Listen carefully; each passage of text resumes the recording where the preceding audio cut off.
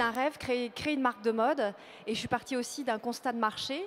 Lorsque j'étais enceinte de mon fils en 2006, j'ai réalisé qu'il existait une vraie bipolarisation sur un marché où il existait des vêtements peu valorisants pour les femmes enceintes et des peu valorisants, c'est moche. C'est ça, sac à patate, en Ouais. gros.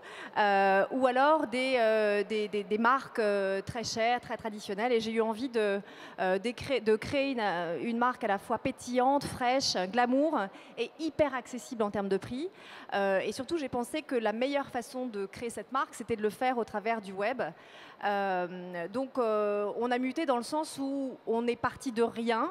Et on a totalement réinventé le métier de la mode. C'est-à-dire qu'on ne conçoit pas du tout des collections de la même manière qu'une marque de prêt-à-porter traditionnelle. Moi, je ne suis pas du tout styliste, c'est pourtant moi qui suis à la tête de la boîte et qui crée en permanence les modèles. Créer une collection pour alimenter un site web et pour alimenter un réseau de magasins, c'est absolument différent. Donc ça, on a dû l'apprendre au quotidien.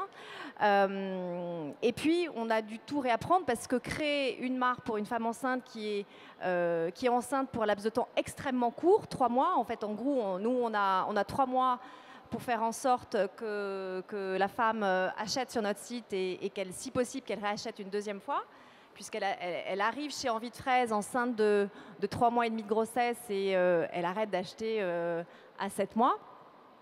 Du coup, il y a un certain nombre de contraintes. Et donc, j'ai vite compris que la production en Chine, parce que j'avais vécu 10 ans en Chine en tant qu'étudiante et salariée, et j'ai vite compris que la production en Chine avait une limite.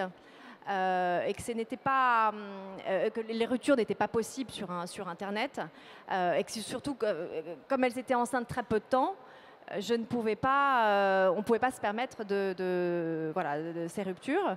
Et donc, c'était beaucoup trop long. Donc, j'ai rapatrié toute la production en France pour être capable de lui apporter des nouveautés en permanence. Voilà. Et aujourd'hui, on fabrique 400 000 pièces par an, que l'on distribue partout dans le monde, produites en France. Et on a des délais extrêmement courts, puisque entre le moment où le produit sort de ma tête et le moment où il est en stock, c'est 17 jours. Et donc, en 17 jours, on a donc conçu le produit, on l'a digitalisé, on l'a shooté, parce qu'on a internalisé notre studio photo en interne. Voilà, et on a toute notre équipe web marketing qui a fait qu'il est en ligne, etc. Et pour revenir sur l'algorithme de Melty, on a des similitudes. En fait, nous, on conçoit, je vous ai dit tout à l'heure, on conçoit la mode de manière totalement différente d'une marque de prêt-à-porter traditionnelle. C'est vrai que nous, on analyse en permanence quelles sont les requêtes qui sont les plus demandées, et on est capable tous les jours de réaliser les produits que les clients nous demandent. Et c'est vraiment notre agilité et cette culture de la data qui nous a permis aujourd'hui d'être leader en France sur ce marché des vêtements de grossesse sur Internet. Vous êtes très data-driven. On est totalement data-driven et totalement, on a une culture évidemment très forte du produit et de la data. Alors, un mot important, parce qu'il y a quand même un paquet de jeunes qui sont restés, même s'il y en avait 2-3 qui avaient envie d'un goûter. Où est-ce qu'on met le curseur entre l'obstination débile et la confiance en son étoile? C'est-à-dire que tu l'as bien dit, quand tu crées Envie de Fraise, c'est un modèle qui n'existe pas. Donc forcément, quand tu consultes autour de toi, les gens vont te dire « ça ne peut pas marcher » parce que le changement est rarement plébiscité. Donc comment est-ce que tu as évalué entre les bonnes et les mauvaises critiques, sachant que dans une vie antérieure, tu avais déjà monté une entreprise qui n'avait pas marché, donc que ça aurait pu te tétaniser, mais qu'est-ce qui a fait que tu t'es dit « non mais là en fait c'est bon, c'est sûr, je sais que mon modèle est le bon ». Alors, il y a une chose que m'a donné mes parents, c'est la confiance. Pas nécessairement la confiance en moi, mais la confiance en l'avenir. Et ça, c'est vrai que c'est une chose qui m'accompagne au quotidien dans ma vie, qui m'a permis aussi de réaliser mon rêve. Je suis partie à l'âge de 18 ans, à l'époque où toutes mes copines partaient en école de commerce, faisaient une prépa, et pourtant je sortais d'un bac scientifique. Et voilà, donc moi j'ai décidé de partir parce que j'étais passionnée par la Chine depuis toute petite.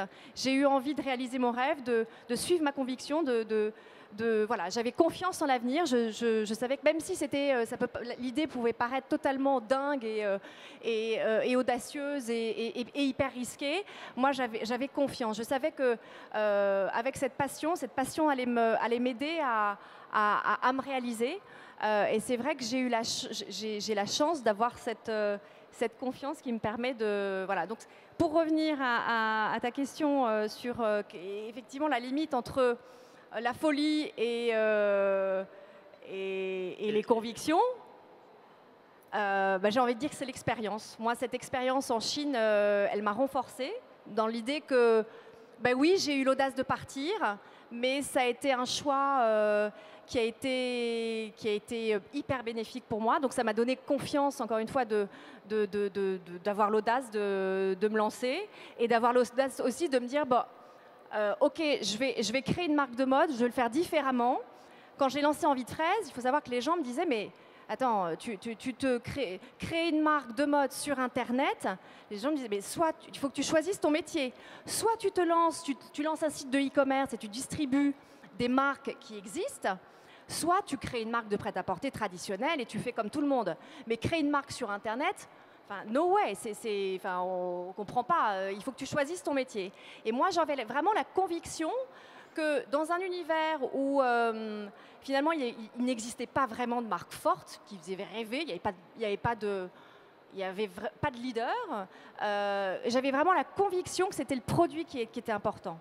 Voilà. Et puis après, il y a des données, etc. Et puis à un moment donné, quand on entreprend, il y a une petite dose d'inconscience, il y a une petite dose de... il faut y aller, quoi. Voilà. Un peu de folie. Déjà, les salariés qui font le choix de venir chez nous, ils ont déjà une certaine forme d'audace. Et on essaye vraiment parce qu'ils ont fait le choix de venir chez nous et pas d'aller dans les grandes boîtes, pas d'aller dans d'autres boîtes. Et donc, on essaye de promouvoir cette culture de l'audace au sein d'Envie de Fraise au travers de trois grands axes. Le premier axe, c'est évidemment la confiance, et on ne peut pas créer une entreprise audacieuse et prendre des décisions audacieuses si on n'a pas confiance. Donc on essaye vraiment d'avoir une confiance qui est partagée. On peut aller se battre au front, mais il faut être sûr de ses arrières. Donc il faut qu'on partage une confiance partagée en des valeurs communes. Donc ça, la confiance, c'est ce qui permet de se dépasser. Et la deuxième chose, c'est on partage une vision de l'avenir qui est très claire.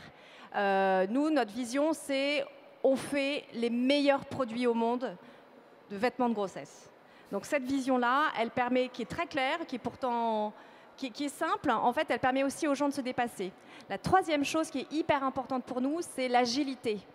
Moi, un de mes métiers depuis la création d'Envie de Fraise, depuis 8 ans, ça a été de raffiner tous nos process pour être capable de créer un produit en 15 jours, de faire en sorte que, je vous en ai parlé tout à l'heure, entre l'idée et la mise en stock, c'est 17 jours. Donc on a raffiné tous nos process.